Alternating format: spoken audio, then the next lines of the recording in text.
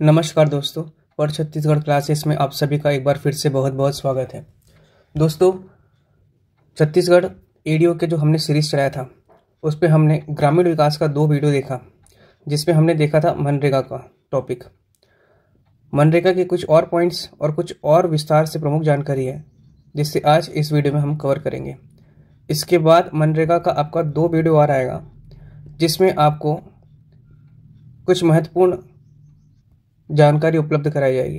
देखिए, मनरेगा को ही इतना लंबा क्यों पढ़ रहे हैं, क्योंकि मनरेगा से पिछले एग्जाम में आपका 4 से 5 क्वेश्चन आया हुआ था, तो इसीलिए इसका कम से कम 4-5 वीडियो हम आप लोगों के लिए लेके आ रहे हैं, ताकि आपका कहीं से भी प्रश्न ना छूटे।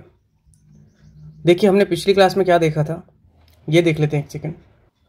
पिछली क्लास में हमने देखा था पंचायत एवं ग्रामीण विकास विभाग की पद संरचना। इसका हमने हायरार्की देखा था। इसमें देखा था सबसे पहले विभागीय मंत्री कौन है हमारे ग्रामीण एवं पंचायत विभाग के, श्री विजय शर्मा जी। इसके बाद हमने देखा कि प्रमुख सचिव कौन थे आपके, तो विकास आयुक्त कौन, निहारिका बारिक। ठीक, इसके बाद तीसरा पद आता है संयुक्त सचिव, फिर आपका उप सचिव, फिर आपका अपर सचिव। ये आपका पद संरचना एग्जाम में पूछ सकता है, इसलिए आप इसे ध्यान में रखेंगे। ठीक, पहले विभागीय मंत्री, फिर प्रमुख सचिव या इसे कोई विकास आयुक्त कहते हैं, फिर आपका संयुक्त सचिव, फिर उप सचिव, फिर अपर सचिव। ठीक, ये मंत्रालय स्तर पर स्थापना थी। इसके बाद खंड स्तर पर हमने देखा कि सबसे पहले आपका सीओ, आपका 146 क्या है, आपका विकास खंड है, जिसमें 85 आदिवासी विकास खंड है। सीओ कितने रहेंगे, आपका 61 रहेंगे, सामान्य क्षेत्र। उसके बाद हमने देखा कि तकनीकी शाखा, पंचायत शाखा और प्रशासनिक शाखा। तकनीकी शाखा को हमको अभी नहीं देखना है। पंचायत शाखा वाले जो स्तर है उसमें देखना है हमको कि सचिवों कितने हैं, 10,978, और ग्राम पंचायत 10,978। ठीक, इसके बाद हम लोग देखें कि प्रशासनिक शाखा में कनिष्ठ लेखा अधिकारी 146 होंगे, जितने आपके विकास खंड होंगे। डीओ कितने होंगे, 292, और एडीओ होंगे 790। यही एडीओ का पद अभी आया है 200 पद। ठीक,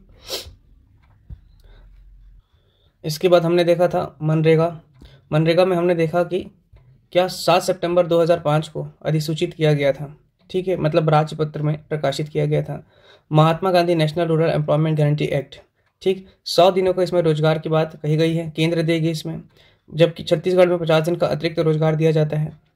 ये सभी बातें हमने लास्ट लेक्चर में देख ली हैं। यदि आपने उसे नहीं देखा है तो आप इसे देख लेंगे।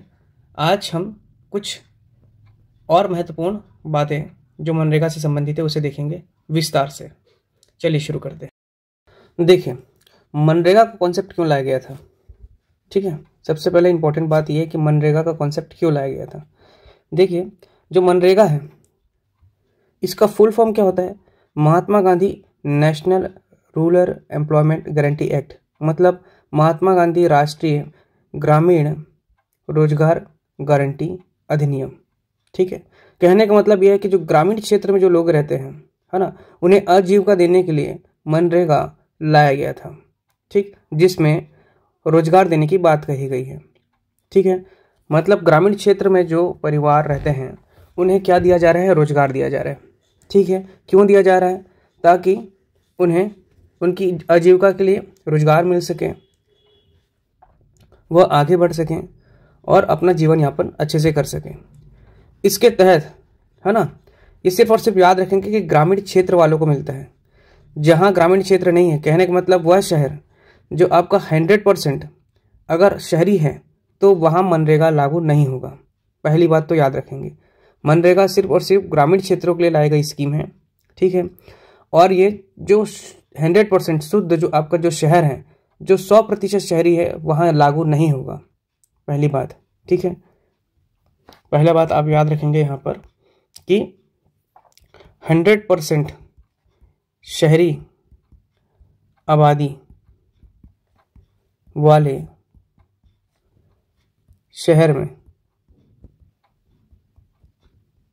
यह लागू नहीं होगा। ठीक है, 100% जो शहरी आबादी वाले क्षेत्र हैं वहां यह लागू नहीं होगा। ठीक है, मतलब ये स्कीम किसके लिए है, ग्रामीण अकुशल व्यक्ति अर्थात परिवार। अकुशल कहने का मतलब यह है कि जिसे कोई कुशल नहीं आता, मतलब कुशल नहीं आता, कोई स्किल नहीं आता, ठीक है, स्किललेस है, मतलब उनके लिए लाया गया है जो कोई कार्य नहीं कर सकते। जैसे अब गांव क्षेत्र में अकुशल श्रम क्या कहलाएगा? आपका गड्ढा खोदना, ठीक है,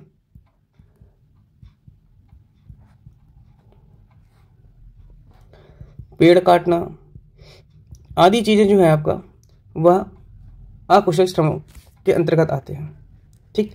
तो पहली बात याद रखना है कि 100% शहरी क्षेत्र में लागू नहीं होगा, 100% ना। अब जैसे हमारा बस्तर की ही बात करते हैं, वो तो बस्तर जो जिला है वो 100% शहरी क्षेत्र नहीं है। हालांकि जगदलपुर क्या है, आपका नगर निगम है, लेकिन जो अन्य जो क्षेत्र हैं उसके अन्य जो विकास खंड है उसमें क्या है, सब ग्रामीण क्षेत्र है, तो वहाँ ये लागू नहीं होगा, ठीक है। बिलासपुर जैसे कि नगर निगम है, लेकिन यहाँ भी क्या क्षेत्र है, ग्रामीण क्षेत्र है कि नहीं, तो यहाँ लागू होगा, ठीक है, ठीक, समझ के पढ़िए, तो ये हमेशा आपको स्मृति में रहेगा। तीसरा पॉइंट देखते हैं कि जो मनरेगा है किसके द्वारा जारी किया गया है, तो ये केंद्र के द्वारा लाया गया योजना है, केंद्र के द्वारा। पहले तो ये योजना था, याद रखेंगे आप इसे, है ना। इसके बाद इंपॉर्टेंट पॉइंट ये है कि ये कब अधिसूचित किया गया, कब ये अधिनियम बन गया, अधिनियम कब पारित हुआ, राजपत्र में कब प्रकाशित हुआ, तो याद रखेंगे 7 जून 2005 को राजपत्र में क्या हुआ, प्रकाशित किया गया। और राजपत्र में प्रकाशित होते ही क्या बन गया, ये कानून बन गया, मतलब नियम बन गया, एक अधिनियम बन गया, ठीक है, एक्ट बन गया ये, ठीक है। इसके तहत क्या होगा, न्यूनतम मजदूरी दर पर रोजगार दिया जाएगा। क्या होगा इसके अंतर्गत कि न्यूनतम मजदूरी दर पर रोजगार दिया जाएगा। कौन देगा रोजगार? केंद्र सरकार, ठीक। याद रखेंगे रोजगार जो है केंद्र सरकार देगी, लेकिन किसके माध्यम से देगी, तो राज्य सरकार के माध्यम से। कहने का मतलब है कि अधिनियम बनाया गया केंद्र के द्वारा, ठीक। कब पारित हुआ आपका अधिनियम?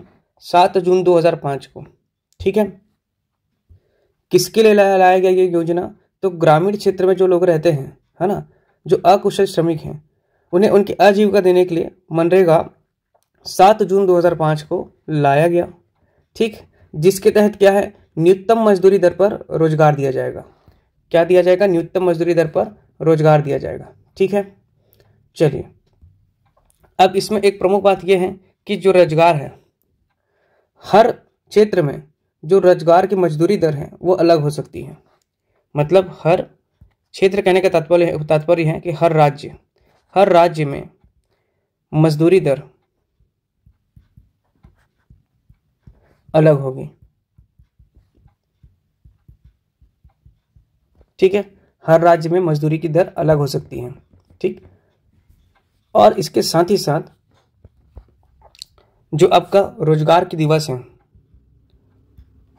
रोजगार दिवस, यह भी अलग हो सकता है,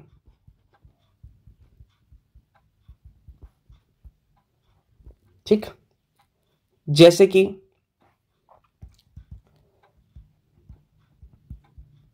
केंद्र सरकार के द्वारा मात्र 100 दिन का रोजगार दिया जाता है, ठीक। कहने का मतलब है कि केंद्र सरकार के द्वारा 100 दिन का रोजगार दिया जाता है, मतलब 100 दिन के रोजगार के लिए, है ना, जो राशि देगा, जो पैसा, है ना, वह केंद्र सरकार देगा, ठीक। 100 दिन का जो राशि रहेगा, जो रोजगार की जो दर रहेगी, है ना, वह केंद्र सरकार वहन करेगी उसका। लेकिन अगर 100 दिन से अधिक 100 दिन से यदि अधिक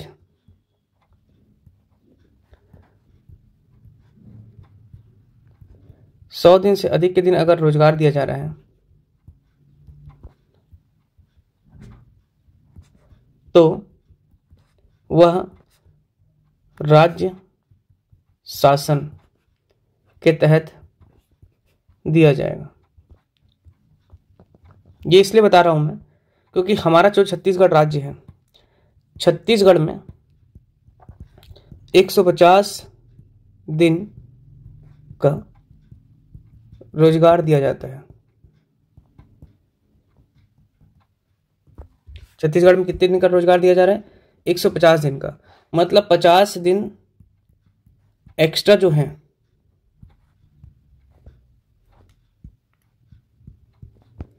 उसका मजदूरी दर राज्य सरकार देगी। कहने का मतलब आप समझ रहे हैं? कहने का मतलब यह है कि मनरेगा के तहत, ठीक है, मनरेगा एक्ट के तहत केंद्र सरकार के द्वारा 100 दिन का रोजगार दिया जाता है, ठीक। जबकि यह जो रोजगार का दिन है, दिवस है, वो हर राज्य के लिए पर्टिकुलरली 100 दिन रहेगा ऐसा नहीं है। केंद्र की तरफ से 100 दिन दिया जा रहा है वो ठीक है, इसके अतिरिक्त अगर राज्य चाहे तो वह रोजगार दे सकती है अधिक दिन के लिए। जैसे हमारे छत्तीसगढ़ में 150 दिन के लिए मनरेगा के तहत रोजगार दिया जाता है, जिसमें 100 दिन का रोजगार का जो भत्ता वह है, जो खर्चा है, वो आपका केंद्र सरकार देगा, और जो 50 दिन का जो रोजगार का जो आपका खर्च आ रहा है या दर आ रहा है ना, जब उनको सैलरी दिया जाएगा वो आपका राज्य सरकार देगी, ठीक है। छत्तीसगढ़ में याद रखेंगे, छत्तीसगढ़ में 243 रुपये मजदूरी दर है। कितना है? 243 रुपये मजदूरी दर है, ठीक है। 243 रुपये दिया जाता है। किसको दिया जाता है? तो ग्रामीण क्षेत्र के परिवार, किस लिए? अकुशल श्रम के लिए, अर्थात जो किसी कार्य में कुशल नहीं है, ठीक है। अब चलिए आगे देखते हैं। देखिए इसका जो अधिसूचित कब किया गया था? तो याद रखेंगे, अधिसूचित 7 जून, या बोल सकते हैं आप इसे प्रकाशित राजपत्र में कब किया गया था? डेट है, याद रखेंगे 7 जून 2005। 7 जून 2005 को ये राजपत्र में प्रकाशित हुआ और ये कानून बन गया। इसकी लेकिन शुरुआत याद रखेंगे, ठीक है। क्या चीज़? शुरुआत कब हुआ? वेरी इंपॉर्टेंट, 2 फरवरी 2006 से ये शुरुआत हुआ, ठीक। 2 फरवरी 2006 से इसकी शुरुआत हुई। कहाँ सबसे पहले शुरू हुआ? याद रखेंगे आप, प्रथम राज्य जहाँ मनरेगा की शुरुआत हुई वह था आपका आंध्र प्रदेश। क्या था आपका? आंध्र प्रदेश। और आंध्र प्रदेश के किस जिले में पूछता है? तो याद रखेंगे जिले का नाम है अनंतपुरम। अनंतपुरम डिस्ट्रिक्ट में। कौन से गांव? प्रश्न करता है यदि, तो गांव को भी याद रखेंगे, वह है बंदापल्ली। कौन सा है? बंदापल्ली, ठीक। ये आपका प्रथम राज्य है जहां पर आपका इसकी शुरुआत हुई थी। कौन सा? आंध्र प्रदेश, ठीक। हमने लास्ट क्लास में बताया भी था कि इसकी शुरुआत करता जो उद्घाटन था किसने किया था आपका? तो सोनिया गांधी और मनमोहन सिंह, ठीक है। सोनिया गांधी, मनमोहन सिंह इसके उद्घाटन करते थे। 2 फरवरी 2006 में जब इसको लागू किया गया था तो प्रथम राज्य ये है। इसके साथ साथ भारत में 200 जिलों, ठीक है, याद रखेंगे, भारत में 200 जिलों इसकी शुरुआत हुई,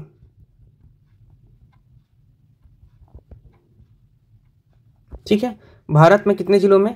200 जिलों में इसकी शुरुआत हुई, ठीक। इसको याद रखेंगे, ठीक। ये इसकी शुरुआत जो देख रहे हैं ये पहला चरण है, याद रखेंगे। कौन सा चरण है? ये आपका पहला चरण है, क्योंकि मनरेगा ना 3 चरण में लागू हुआ पूरे देश में। किस प्रकार से उसे ही देख रहे हैं। और एक बात, जो मनरेगा 2005 है तो इसकी जो शुरुआत है वो किस अधिनियम के तहत हुई? तो मनरेगा 2005 धारा 4(1) के तहत हुआ, याद रखेंगे, धारा 4(1), ठीक। चलिए, ठीक है। भारत में 200 जिलों से इसकी शुरुआत हुई। अब भारत में मतलब कि छत्तीसगढ़ में भी इसकी शुरुआत हुई। तो छत्तीसगढ़ में देखते हैं, छत्तीसगढ़ में आपके 11 जिले, छत्तीसगढ़ के 11 जिलों में लागू किया गया। याद रखेंगे पहले चरण में छत्तीसगढ़ के 11 जिलों में लागू किया गया। कौन कौन से थे वह देखते हैं। सपोज मान लीजिए, एग्जैक्टली तो नहीं बना पा रहा हूं, लेकिन मान लीजिए ये आपका छत्तीसगढ़ का नक्शा है, ठीक, ये आपका छत्तीसगढ़ का नक्शा है। ये आपका हो गया ऊपर का सरगुजा संभाग, ठीक है। ये आपका हो गया बिलासपुर संभाग, ये आपका हो गया दुर्ग संभाग, ठीक है, और ये आपका हो गया रायपुर संभाग, और नीचे का जो ये हो गया आपका बस्तर संभाग, ठीक। ऐसे याद करके चलेंगे तो आपको ध्यान में रहेगा कि कौन कौन से वह 11 जिले हैं। सबसे पहले आपका ये सरगुजा संभाग, कौन सा, ये वाला आपका जो है आपका सरगुजा संभाग,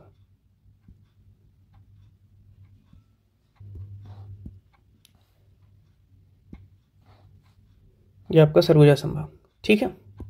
इसमें हम देखते हैं सबसे पहले कि किन किन जिलों को लागू किया गया था।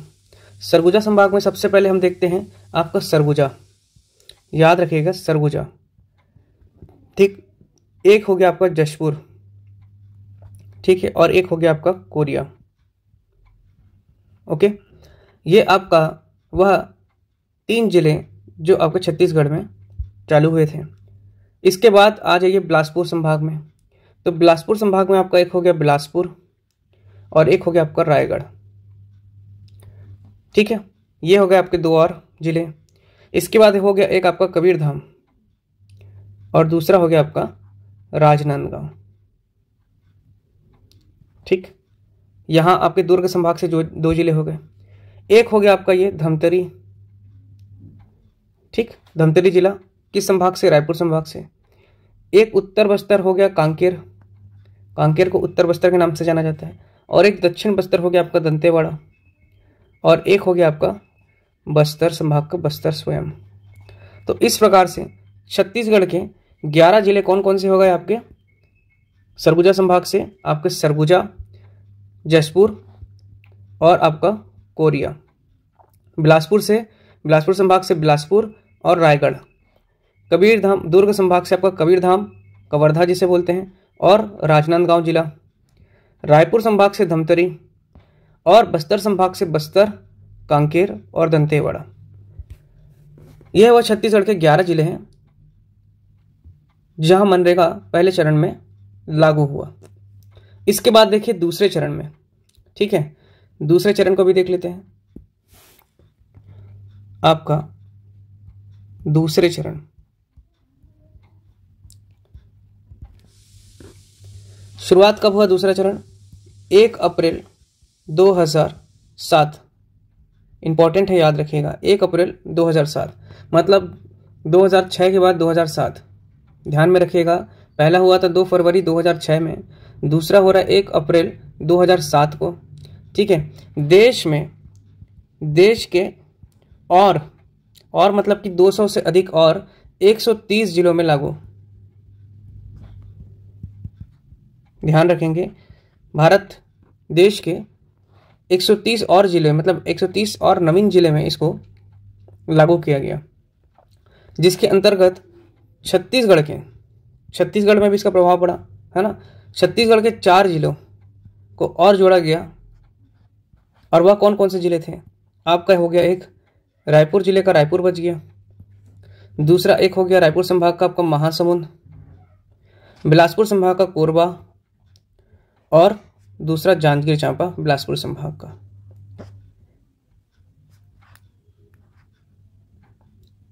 ठीक, ध्यान रखिएगा कौन कौन से हुआ।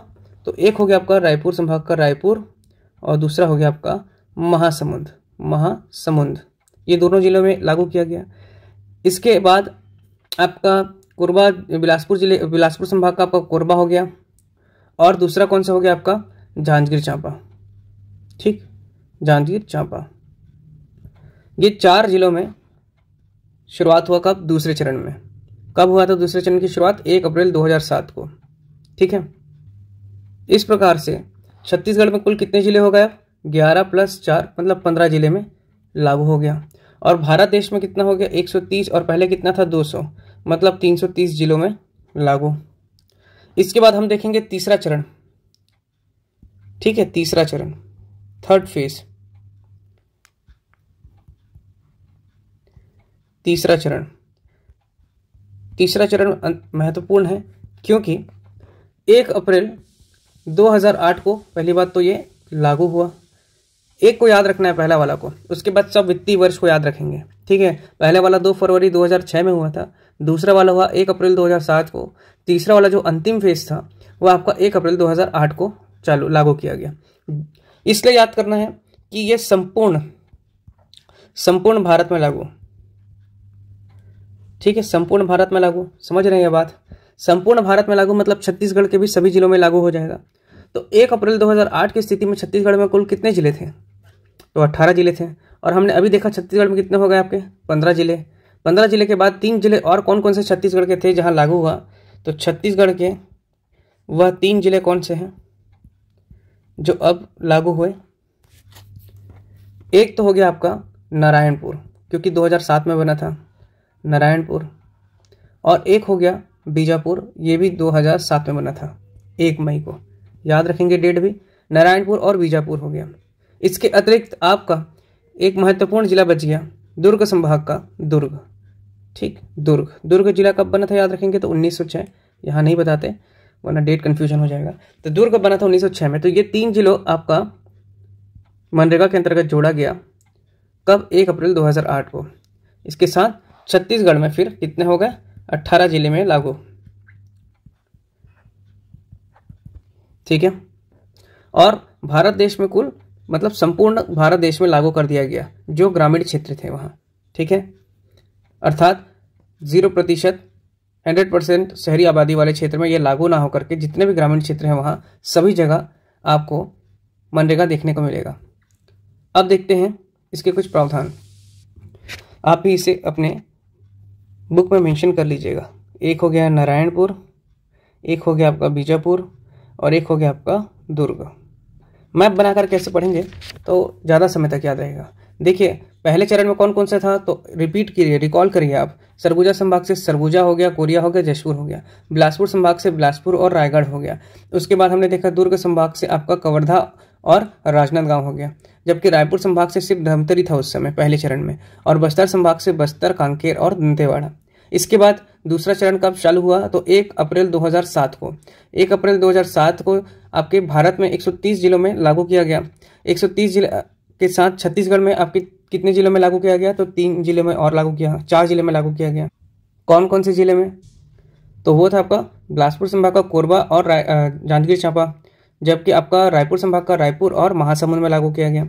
इसके बाद 1 अप्रैल 2008 को तीसरे चरण में पूरे भारत में सभी जगह लागू कर दिया गया, और छत्तीसगढ़ में भी जो बचे हुए जिले वहाँ पे भी लागू हो गया। तो 1 अप्रैल 2008 की स्थिति में छत्तीसगढ़ में कुल जिलों की संख्या 18 थी। तो उस समय कौन कौन से जिले बच गए आपके? दुर्ग जिला बच गया, नारायणपुर और बीजापुर। तो इस प्रकार छत्तीसगढ़ के 18 जिलों के साथ अभी वर्तमान में छत्तीसगढ़ के समस्त 33 जिलों में मनरेगा लागू है। ठीक है, ठीक है, मनरेगा छत्तीसगढ़ के हर जिलों में लागू है, याद रखेंगे ना, क्योंकि छत्तीसगढ़ का जो समस्त जिले हैं, जो 33 जिले हैं, वो कोई भी आपका शहरी जिला नहीं है 100%, इसलिए छत्तीसगढ़ के समस्त जिलों में आपका मनरेगा लागू है। अच्छा, मनरेगा का इंपॉर्टेंट बात ये था कि इसका नाम परिवर्तित कब किया गया, ये पूछा गया क्वेश्चन आपका एडीओ 2016 में, एडीओ 2017 में। देखिए 2 अक्टूबर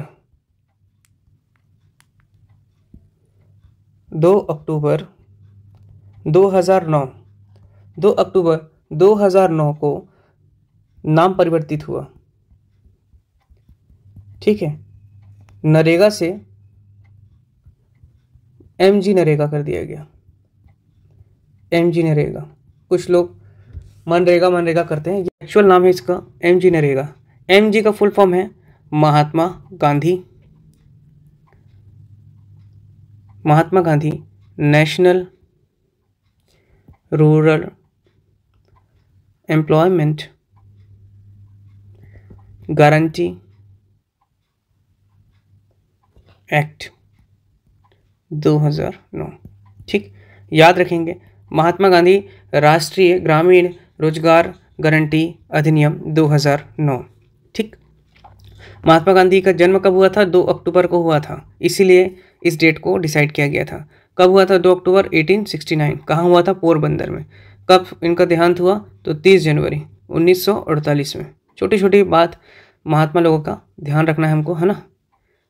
क्या क्या इनकी उपलब्धि हैं, हमारे देश को आजाद कराने में इनका बहुत बड़ा योगदान था। ठीक, अब देखिए केंद्र सरकार। देखिए केंद्र सरकार 100 दिवस का रोजगार ग्रामीण परिवार के किसको देती है? वयस्क व्यक्ति को। ठीक, केंद्र सरकार जो है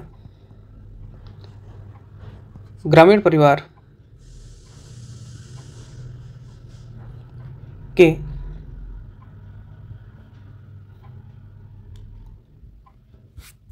वयस्क व्यक्तियों को अकुशल श्रम करने के लिए देती है।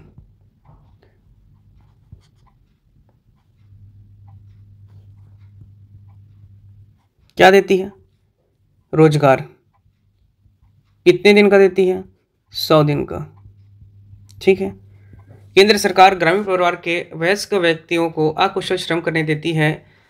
क्या दे रही है? रोजगार दे रही है।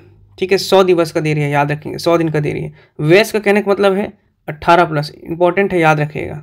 मनरेगा के तहत 18+ जो व्यक्ति हैं, है ना, परिवार के, उनको रोजगार दिया जाता है केंद्र की ओर से 100 दिवस का।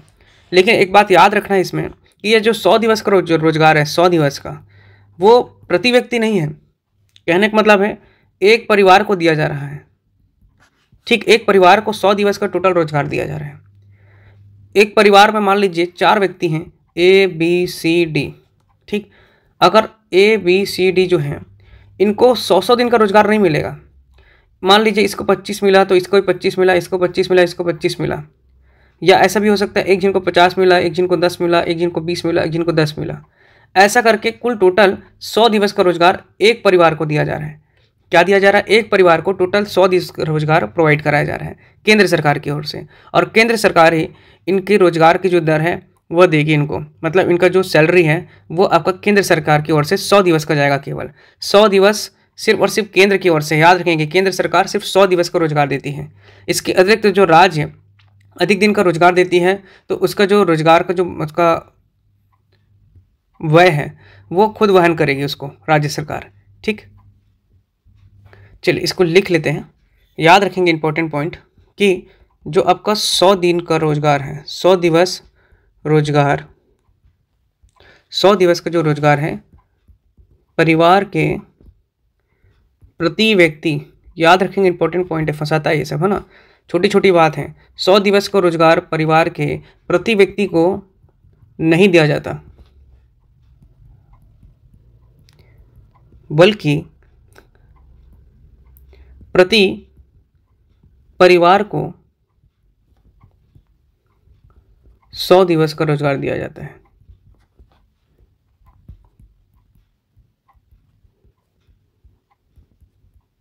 ठीक, इंपॉर्टेंट बात है, याद रखिएगा। ये मत सोचिएगा कि मतलब 100 दिन का रोजगार एक व्यक्ति को मिल जा रहा है। ऐसा भी हो सकता है कि एक परिवार के एक व्यक्ति को भी मिल जाएगा लेकिन फिर बाकी लोगों को रोजगार नहीं दिया जाएगा। अब इसमें भी ध्यान रखिएगा, एक बात आगे पढ़ेंगे इसको, लेकिन अभी बता देता हूँ। यदि परिवार में A B C D, मान लीजिए BC जो है आपका वो महिला है, तो महिला जो व्यक्ति उनको पहले प्राथमिकता दिया जाएगा। मान लीजिए ये BC हैं, इनको आपको 50-50 दिन का रोजगार दिया जा सकता है, पहले इन्हीं को प्राथमिकता दिया जाएगा। ये अगर मेल पुरुष हैं या मेल हैं, है ना, मेल व्यक्ति हैं, तो इनको पहले प्राथमिकता नहीं दिया जाएगा, पहले फीमेल को दिया जाएगा। ठीक, ये ध्यान रखिएगा इस बात को। तो ये देखे हमने कि 100 दिवस का रोजगार परिवार के प्रति व्यक्ति को नहीं दिया जाता बल्कि प्रति परिवार दिया जाता है। क्या, किसको दिया जाता है? प्रति परिवार को दिया जाता है। ठीक है, और वो भी एक वित्तीय वर्ष में दिया जाता है। ठीक, एक वित्तीय वर्ष में। ठीक, इसको भी ध्यान रखेंगे, मतलब एक साल के लिए टोटल कितना आपका 100 दिन का रोजगार, एक वित्तीय वर्ष। वित्तीय वर्ष कहाँ से शुरू होता है हमारे भारत में? 1 अप्रैल से आपका 31 मार्च तक। ध्यान रखेंगे, 1 अप्रैल से 31 मार्च तक वित्तीय वर्ष कहलाता है। ठीक, अब इसमें भी किसको दिया जा रहा है? 18+ याद रखेंगे, जो वयस्क व्यक्ति हैं उन्हीं को दिया जाता है। पर याद रखेंगे कि आपका 18+ से आपके मान लीजिए 90+ वाले व्यक्ति हैं, ठीक है, अगर वो कार्य करने में मतलब कार्य करने के लिए सबल हैं या सक्षम हैं तो उनको भी रोजगार दिया जाएगा उनके सक्षम के आधार पर, मतलब उनके काबिलियत के आधार पर, ठीक है। ये आगे देखेंगे हम लोग इसे, ठीक। अब देखिए MG नरेगा, मतलब मनरेगा या MG NREGA, Mahatma Gandhi national rural employment guarantee act 2009 के तहत वयस्क ग्रामीण परिवार का अधिकार है, उसका हक है कि वो रोजगार मांगे, किससे? ग्राम पंचायत से। और ग्राम पंचायत अर्थात राज्य शासन उसको रोजगार देने के लिए बाध्य होगी, ठीक। याद रखेंगे वो 15 दिन में यदि रोजगार मांगता है, यदि वो ग्राम पंचायत के पास जाता है और ग्राम पंचायत से रोजगार मांगता है तो ग्राम पंचायत 15 दिन के भीतर उसको क्या देगी? रोजगार देगी। और अगर 15 दिन के भीतर अगर रोजगार नहीं दे पाई तो उसको 30 दिन के बाद बेरोजगारी भत्ता देगी। क्या देगी? बेरोजगारी भत्ता। अब देखिए बेरोजगारी भत्ता जो है वो कौन देगा आपका? मैं पिछली क्लास में बताया हूँ, राज्य सरकार देगी, ठीक। 100 दिन का हो चाहे 50 दिन का हो, मतलब आप काम नहीं दे पा रही, काम देने का कार्य किसका है? राज्य सरकार का। नियम कौन बनाए? केंद्र सरकार। केंद्र सरकार कितने दिन का पैसा दे रही है? 100 दिन का पैसा दे रही है। अतिरिक्त दिन का पैसा 50 दिन का कौन देगा? राज्य सरकार, या वह राज्य जहाँ अधिक दिन दिया जाता है, ठीक। कार्य ना देने पाने पर बेरोजगारी भत्ता दिया जाएगा। और बेरोजगारी भत्ता किसको दिया जाएगा? आपको राज्य शासन के द्वारा दिया जाएगा, उस व्यक्ति को दिया जाएगा, ठीक है। तो यहाँ पर एक बात निकल के आ रही है कि आपको 15 दिन के भीतर काम दिया जाएगा, नहीं तो आपको बेरोजगारी भत्ता दिया जाएगा।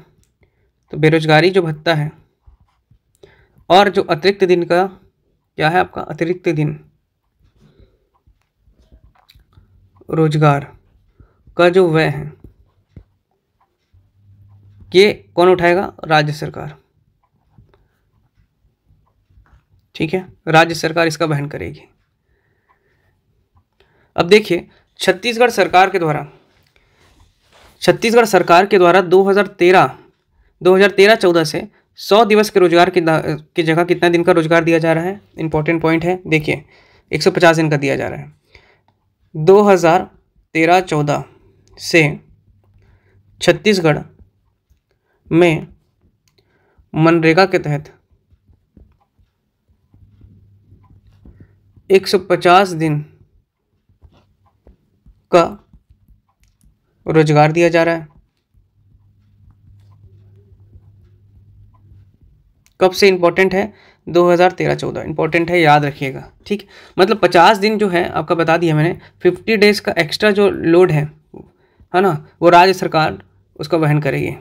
50 डेज का जो आपका अतिरिक्त रोजगार का जो है कार्य का जो आपका पैसा है वो राज्य सरकार देगी। इसके साथ हमने बता दिया आपको अभी कि बेरोजगारी भत्ता भी राज्य शासन ही देगी। अब छत्तीसगढ़ में आपका देख लीजिए, छत्तीसगढ़ में मनरेगा के तहत रोजगार दर कितना है? तो याद रखेंगे 243 रुपीज़। इंपॉर्टेंट है, पूछेगा। इस सभी डेटा जो अभी आपको लेटेस्ट आर्थिक सर्वेक्षण 2024-25-26 के तहत मिलेगा, याद रखेंगे। 2025-26 के जो आपका आर्थिक सर्वेक्षण है, माफ़ करिएगा 2024-25 का जो आर्थिक सर्वेक्षण है उसके अनुसार ही आपको जितना भी डेटा है वो दिया जाएगा। अभी वर्तमान में जारी किया गया है, तो ध्यान रखिएगा 243 रुपीज़, ठीक। इसके साथ ही जो अन्य डाटा भी आएंगे, जो अन्य जानकारी रहेंगी डेटा से संबंधित, वो सब आपके नवीनतम जानकारी पर आधारित रहेगा, जो कि आर्थिक सर्वेक्षण एवं शासन के वेबसाइट पर उपलब्ध हैं, उसके अनुसार दिया जाएगा, ठीक। अब देखिए कुछ विशेष क्षेत्रों में इंपॉर्टेंट है, पूछ सकता है इससे क्वेश्चन। कुछ विशेष क्षेत्रों में रोजगार दिवस,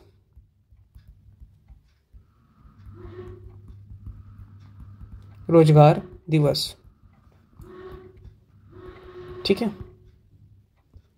पहला चीज तो देख लीजिए, सामान्य क्षेत्र है, वहां पर आपका 100 दिन का रोजगार दिया जाता है। किसके द्वारा? केंद्र के द्वारा, ठीक। हमारे राज्य में 50 दिन का एडिशनल रोजगार दिया जा रहा है छत्तीसगढ़ शासन के द्वारा। कुल कितना दिन हो गया? 150 दिन, ठीक। इसके बाद दूसरा देख लीजिए आप,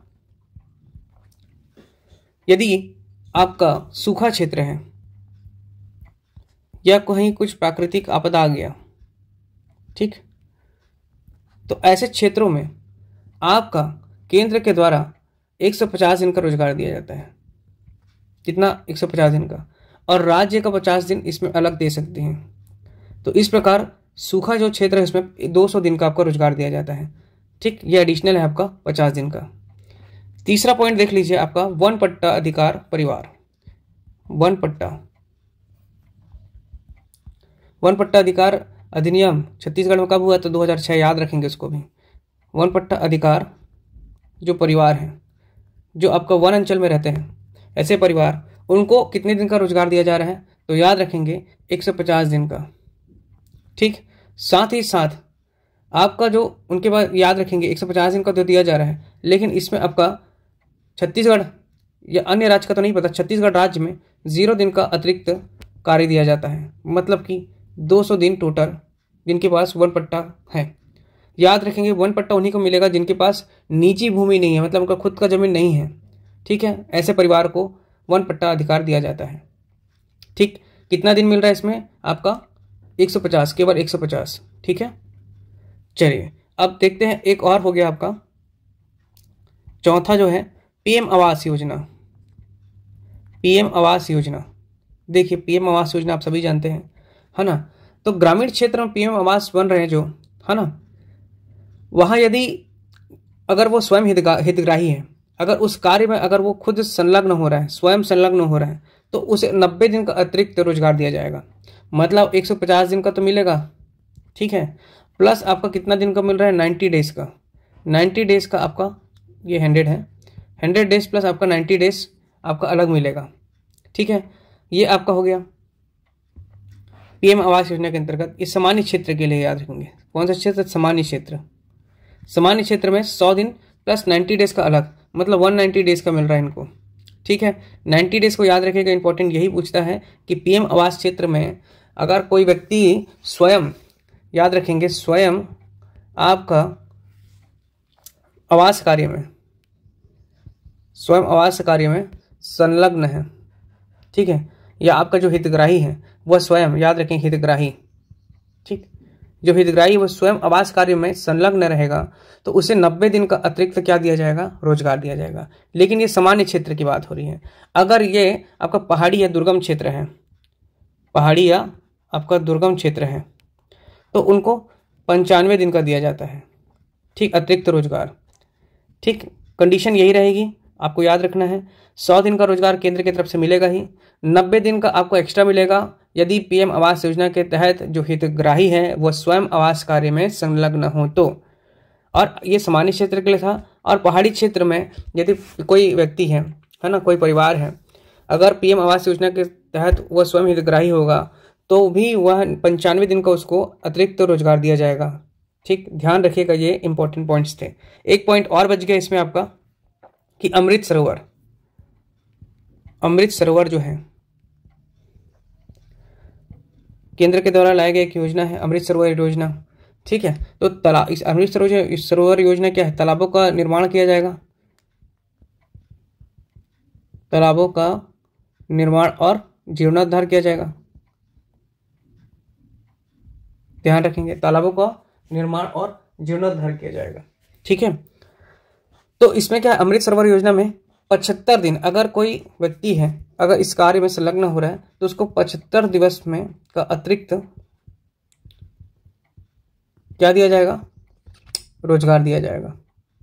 ठीक, अतिरिक्त रोजगार कितना? 75 दिन का। फिर से एक बार रिपीट करते हैं, सामान्य क्षेत्र के लिए देखिए केंद्र सरकार 100 दिन का देती है, राज्य सरकार 50 दिन का देती है। आपको उसके बाद देखा हमने सूखा प्रभावित क्षेत्र में, सूखा प्रभावित या प्राकृतिक आपदा आ जाता है किसी क्षेत्र में, तो केंद्र आपका 150 दिन देता है और राज्य सरकार 50, तो कुल मिला के आपका 200 दिन हो गया। मतलब कहीं ना कहीं जो आपका सूखा प्रभावित क्षेत्र में केंद्र का इसमें ज़्यादा योगदान था, 50 तो देती है सरकार। ठीक है, इसके बाद वन पट्टा अधिकार, वन पट्टा अधिकार में भी केंद्र क्या दे रही है? 150 दिन का रोजगार दे रही है और छत्तीसगढ़ शासन 0 दिन का दे रहा है, मतलब 150 दिन का कुल दे रहा है। पीएम आवास में हमने देख लिया कि आपका 100 दिन का रोजगार केंद्र दे रहा है और 90 दिन का अतिरिक्त रोजगार कौन देगा? राज्य सरकार देगा, सामान्य क्षेत्र है तो। ठीक है, इस चीज़ को ध्यान रखेंगे। लेकिन अगर आपका पहाड़ी या दुर्गम क्षेत्र है तो 95 दिन हो जाएगा। कितना हो जाएगा आपका? 95 दिन हो जाएगा। और सामान्य क्षेत्र है यदि तो 90 दिन, और दुर्गम पहाड़ी में तो आपका 95 दिन। इसके बाद हमने देखा अमृत सरोवर योजना। अमृत सरोवर योजना, तालाबों का निर्माण होगा, जीर्णोद्धार होगा। अगर इस कार्य में कोई संलग्न होगा तो उसको 75 दिन का अधिक क्या दिया जाएगा? अतिरिक्त रोजगार दिया जाएगा। याद रखेंगे, रोजगार एक पूरे परिवार को दिया जाता है। परिवार में कितनी जनसंख्या है वो उसका बंटवारा होता है, जो लोग पंजीकृत होंगे। ठीक है, जॉब कार्ड बनेगा उनका। जॉब कार्ड वाला अभी वीडियो हम कल देखेंगे। ठीक है, आज यहीं पर ही क्लोज करते हैं। इसके बाद एक पॉइंट और याद रखेंगे, यदि आपका जो वर्षा काल है या मौसम है, मौसमी सीजन है, या आपका खेती किसानी वाला समय है, ठीक, खेती किसानी वाला, तो ऐसे समय में, खेती किसानी वाले समय में मनरेगा का काम बंद रहेगा। ठीक, मनरेगा में काम बंद रहेगा। मनरेगा के तहत जो है कार्य बंद रहेगा, मतलब आदमी इसमें कार्य करने नहीं जाएगा। उस समय वो अपने किसानी में या अपने मौसमी जो भी फसल लगाता है वो सभी चीज़ों में वो अपना कार्य कर सकता है। ऐसे समय में यहाँ का कार्य को बंद कर दिया जाता है कुछ दिन के लिए। ठीक है दोस्तों, ये था आज आपका मनरेगा का कुछ बचे हुए टॉपिक। और कुछ 2-3 टॉपिक प्रमुख है, जैसे जॉब कार्ड से संबंधित है, पंजीयन से संबंधित है, और शिकायत वगैरह जो होते हैं वो सेक्शन हम अगले वीडियो में देखेंगे। ठीक है दोस्तों, हमारा टारगेट है कि ग्रामीण विकास का टॉपिक इस महीने आपका कंप्लीट हो जाएगा। इसके साथ साथ आपका जो आजीविका का सेक्शन है उसको भी हम शुरू कर देंगे। संविधान की क्लासेस आज से शुरू हो जाएंगी। बीच में मेरा स्वास्थ्य खराब था, इस वजह से क्लासेस थोड़ी बंद हो गई थी, है ना। तो संविधान की क्लासेस और आपका हिंदी की क्लासेस भी जल्द शुरू हो जाएंगी। तो प्लीज़ बने रहिए पढ़ छत्तीसगढ़ क्लासेस के साथ। और वीडियो अच्छा लगे तो प्लीज़ लाइक करें, शेयर करें और सब्सक्राइब करें। धन्यवाद दोस्तों।